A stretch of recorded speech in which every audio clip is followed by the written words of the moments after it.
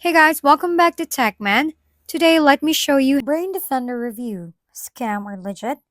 Brain Defender is prompted as a natural supplement for memory and focus. But is it legit or a scam?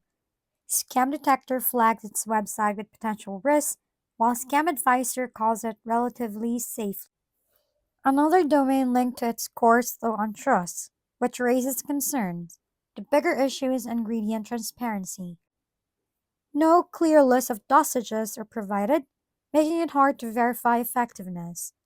Marketing also raises eyebrows with questionable celebrity endorsements common in this niche. Experts like Harvard Health point out that brain supplements rarely show strong clinical results, and the FTC has acted against companies making false claims.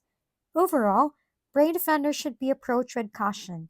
If you want safer alternatives, look into MindLab Pro, Thesis, or Nootropics Cube, which disclose ingredients and have stronger credibility. If we've been helpful, kindly give us a thumbs up, and don't forget to hit the subscribe and bell button for more contents. For any questions and suggestions, comment down below.